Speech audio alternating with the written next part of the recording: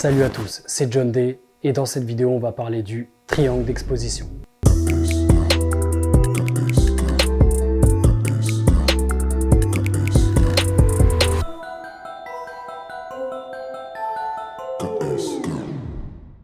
Si vous êtes plutôt du genre à ne pas vous soucier de l'exposition dans vos vidéos, à toujours la laisser en automatique, regardez bien cette vidéo. Je vais vous détailler les différents réglages d'exposition, notamment les notions d'ISO, d'ouverture et de shutter speed pour que vous puissiez régler votre exposition manuellement. Je vous montrerai les outils pour vérifier que vous êtes correctement exposé et l'utilité des filtres ND. Avant de rentrer dans le vif du sujet, essayons de comprendre pourquoi vous ne devez pas laisser vos réglages d'exposition en automatique. Si vous laissez votre caméra en exposition automatique, vous allez avoir constamment des changements de lumière et c'est vraiment pas agréable à regarder. Donc par exemple, une personne qui sort d'un hall, donc dans le hall il fait sombre, donc la caméra va augmenter la luminosité, mais quand vous allez sortir, il fera beaucoup plus clair et à ce moment-là, la caméra va pas forcément calculer, vous aurez une image cramée, mais ça on y viendra après. Maintenant, je vais vous parler du triangle d'exposition. Sur une caméra, 3 paramètres influencent l'exposition et composent le triangle d'exposition. Les ISO, l'ouverture, la vitesse d'obturation ou shutter speed en anglais.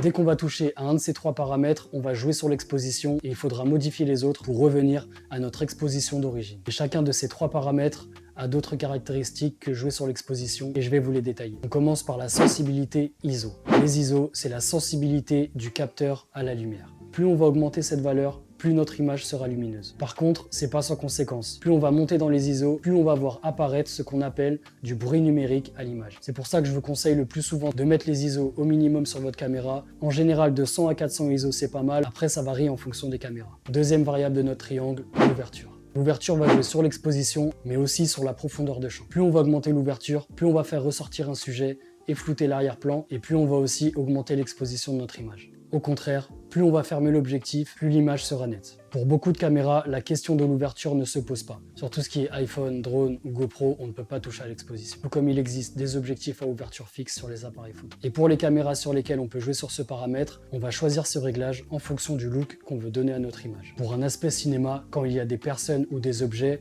on aura souvent tendance à augmenter l'ouverture pour les faire ressortir, mais il faudra faire attention à ne pas se retrouver trop surexposé. Ensuite, troisième et dernière variable de notre triangle, le shutter speed ou vitesse d'obturation. Le shutter speed, c'est la durée pendant laquelle le capteur va capter la lumière pour une image. Plus ce temps d'exposition va être long, plus l'image sera lumineuse. Et plus il sera court, c'est-à-dire avec une vitesse d'obturation plus rapide, plus l'image sera sombre. Mais ce n'est pas le seul axe sur lequel va jouer le shutter speed. Prenons l'exemple en photo. Si j'ai une vitesse d'obturateur rapide sur un sujet en mouvement, je vais avoir une image très nette. Alors qu'au contraire, si j'augmente cette durée, je vais avoir mon sujet qui va être flou. En vidéo, c'est la même chose, la vitesse d'obturation va jouer sur le flou de mouvement.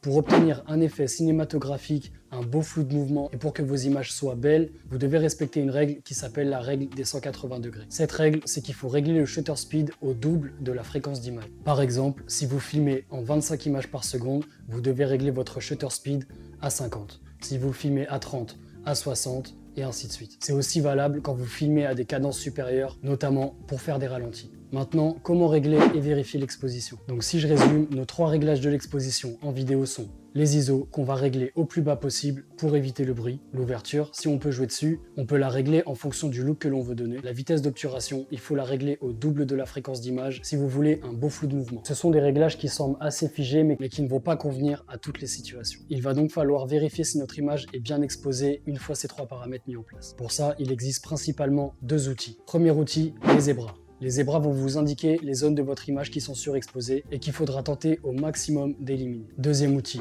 l'histogramme qui se présente sous forme de graphique.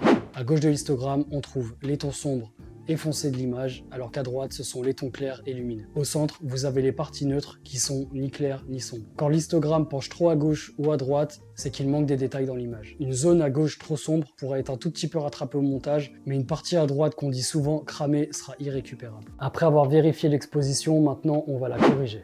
Si votre image est trop sombre avec les paramètres idéaux, vous pouvez commencer par jouer un peu sur l'ouverture. Si vous avez une ouverture fixe ou que vous ne pouvez ou voulez pas ouvrir plus, la seule manière de corriger l'exposition va être d'augmenter un peu les ISO avec les conséquences que l'on connaît sur le bruit. Sinon, pas de solution miracle, il faudra éclairer votre scène avec de la lumière. Par contre, et c'est souvent ce qui va se passer dans la plupart des situations en extérieur avec les paramètres qu'on a vus juste avant, si votre image est trop claire ou cramée et que vos ISO sont déjà au minimum, il y a un accessoire que tout vidéaste devrait avoir pour attraper ça, c'est le filtre ND. Aussi appelé filtre gris ou filtre à densité neutre. permet d'atténuer l'intensité lumineuse. Ils agissent un petit peu comme des lunettes de soleil. Comme leur nom l'indique, ce sont des filtres neutres, donc ils ne vont pas altérer la qualité de votre image, la teinte ou le rendu de couleur. Dès qu'on va placer un filtre NDS devant notre capteur, on va, sans avoir besoin de toucher à nos réglages manuels, retrouver un bel histogramme équilibré et une bonne exposition. Voilà, on arrive à la fin de cette vidéo. J'espère que ces conseils et ces exemples vous donneront envie d'abandonner le mode automatique sur vos caméras. Si vous avez des questions, n'hésitez pas à me les laisser en commentaire, à mettre un petit like. Suivez-moi aussi sur Instagram, je partage pas mal de contenu que je ne mets pas forcément sur YouTube. Et pour ceux qui veulent aller plus loin, je propose des modules de formation, des coachings, des accompagnements. En attendant, je vous dis à très vite pour une prochaine vidéo.